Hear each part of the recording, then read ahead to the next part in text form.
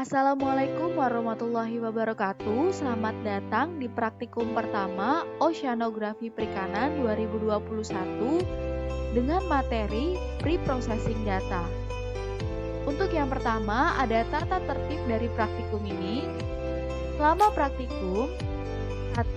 Menyimak dan memahami materi praktikum dengan baik, mencatat materi apabila diperlukan. 2. Mengikuti langkah-langkah pengerjaan praktikum 1, Pre-Processing Data. 3. Menanyakan hal yang tidak dipahami kepada asisten melalui Google Classroom atau via chat dengan asisten kelompok. Kemudian setelah praktikum, 1. Mengerjakan post-test. Apabila tidak mengerjakan pre dan post-test, silahkan menghubungi asisten kelompok. 2. Melakukan presensi. Apabila terlambat atau tidak melakukan presensi, maka dianggap tidak mengikuti praktikum. 3. Menonton dan mengikuti tutorial video praktikum.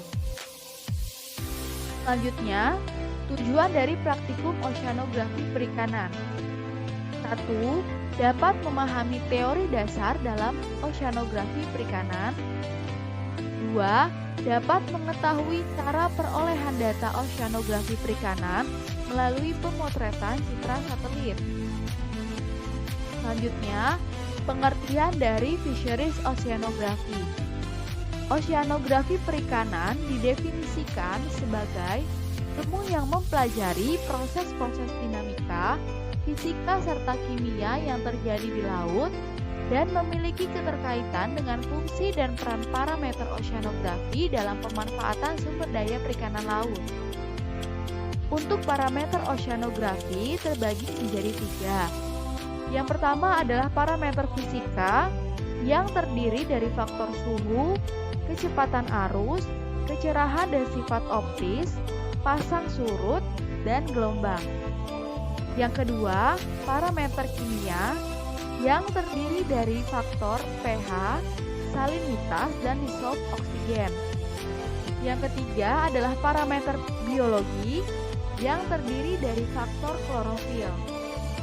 Untuk parameter yang digunakan pada praktikum ini adalah sea surface temperature atau suhu permukaan laut dan klorofil A. Masuk ke dalam data acquiring pre-processing data. Sebelum kita melakukan pre-processing data, kita harus mendownload data yang dapat diakses pada web oceancolor.gsfc.nasa.gov. Dan kita akan memilih data level 3 browser. Kenapa memilih data level 3? Karena data level 3 telah mengalami perbaikan sehingga memudahkan dalam memproses data. Selanjutnya, kita akan mengisi dataset level 3 browser. Untuk produk yang akan kita ambil adalah klorofil, yaitu kandungan pigmen hijau yang terdapat dalam fitoplankton yang berperan sebagai produktivitas primer di suatu perairan. Untuk kisaran klorofil adalah 0-2 mg per m. Kemudian data kedua yang kita ambil adalah SSD atau suhu permukaan laut, yaitu suatu derajat panas dingin suatu perairan. Sebaran SPL memiliki nilai yang berbeda pada tiap musimnya. Untuk kisaran SSD adalah 28-32 derajat Celcius. Kemudian, tipe data yang akan kita ambil adalah SMI atau Standard Mapped Image karena lebih mudah dalam proses mengolah data dibandingkan dengan data bin. Karena data dari bin kapasitasnya besar dan butuh spesifikasi komputer yang canggih untuk mengolahnya. Selanjutnya, pre-processing yang pertama, kita akan melakukan pengolahan data pada aplikasi SEDAS atau Sea with Data Analysis System yang merupakan perangkat lunak untuk memproses, menampilkan, menganalisa semua produk dari data satelit OceanColor SeaWive. Lalu kita akan melakukan processing pre-project yang berguna untuk mengubah data NC menjadi data TIFF. Kemudian Untuk pre-processing kedua, kita akan melakukan pengolahan data pada aplikasi ArcMap. ArcMap merupakan lisensi dari ArcGIS Desktop untuk proses GIS dan pemetaan dengan komputer. ArcMap memiliki kemampuan utama untuk visualisasi, membangun database spasial yang baru, editing, menciptakan desain-desain peta, analisis, dan pembuatan tampilan akhir dalam laporan-laporan kegiatan. Pada ArcMap, kita akan melakukan proses clip yang berguna untuk memotong daerah sesuai koordinat. Langkah-langkah untuk melakukan clip: yang pertama, klik Data Management Tools, kemudian pilih Raster Processing, kemudian pilih Clip. Selanjutnya, kita akan melakukan Raster to Point yang berguna untuk mengubah data raster menjadi poin. Untuk langkah-langkahnya, kita bisa klik Conversion Tools, pilih From Raster, kemudian pilih Raster to Point. Setelah itu, kita akan melakukan Sum Up. Setelah selesai melakukan pengolahan data di ArcMap, kita akan melakukan ekspor data.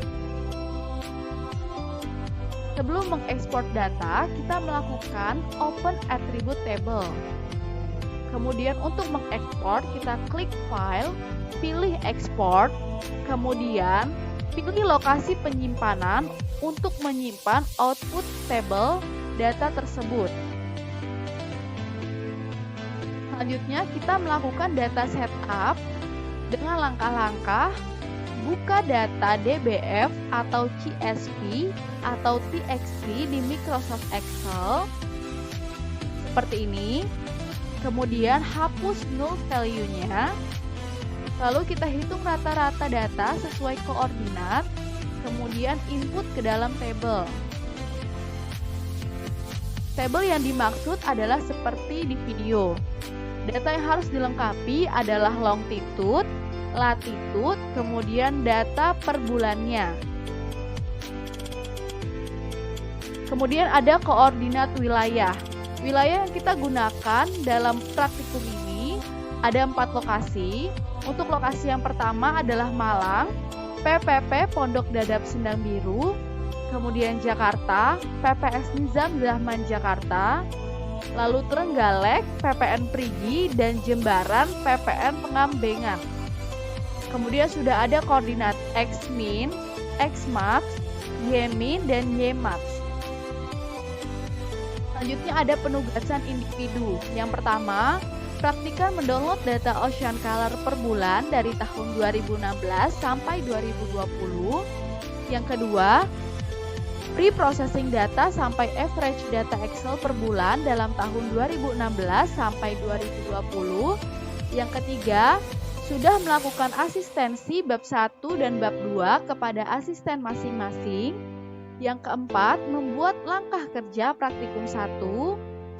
Lalu yang terakhir, setiap praktikan membuat peta oceanografi perikanan dalam 10 bulan. Dan dalam satu kelompok harus berbeda bulan. Yang terakhir ada pembagian wilayah. Untuk kelompok 1 sampai 5 menggunakan koordinat wilayah Malang. Untuk kelompok 6 sampai 10 menggunakan koordinat wilayah Trenggalek. Untuk kelompok 11 sampai 15 menggunakan koordinat wilayah Jembaran. Dan untuk kelompok 16 sampai 20 menggunakan koordinat wilayah Jakarta. Selanjutnya kita masuk pada video tutorial pre-processing data. Wassalamualaikum warahmatullahi wabarakatuh.